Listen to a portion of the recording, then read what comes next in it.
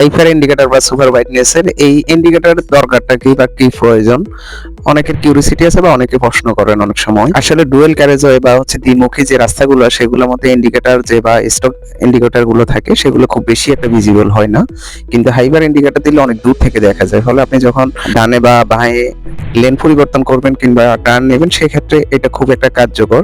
তাছাড়া স্টক বা halogen indicator বাল্বগুলো অনেক বেশি হিট ক্রিয়েট করে, এগুলো হেডলাইটের যে ভিতরে বাড়িগুলো থাকে বা ব্যাকলাইটের যে বাড়িগুলো থাকে এগুলো পুড়িয়ে ফেলে, বা অনেক বেশি হিট ক্রিয়েট করার কারণে হেডলাইটের সিসিটা ফেটে যে হলুদ হয়ে যায় দ্রুত। এলইডিতে অনেক কম হিট ক্রিয়েট করে এবং হচ্ছে ইন্ডিকেটর বাড়িটা পুড়ে যায় না, আগুন ধরে না বা নষ্ট হয়ে যায়। তবে এলইডি ইন্ডিকেটর ব্যবহার অবশ্যই একটু সতর্কতা অবলম্বন করতে হবে, কারণ এর মধ্যে দুই প্রকার আছে, একটা হচ্ছে ক্যানভাস ফ্রি, একটা হচ্ছে ক্যানভাস সিস্টেম। ক্যানভাস সিস্টেমটা হচ্ছে অরিজিনাল স্টক লাইটের মতো, মানে এটা মাইনাস প্লাস নেই। ক্যানভাস ফ্রিটার মধ্যে মাইনাস প্লাস আছে এবং গাড়িতে যে ফ্ল্যাশার থাকে সেই ফ্ল্যাশারটা ব্রেক করতে পারে, পাশাপাশি এটা আলো অনেক কম আর এটা দ্রুত ব্লিং করে।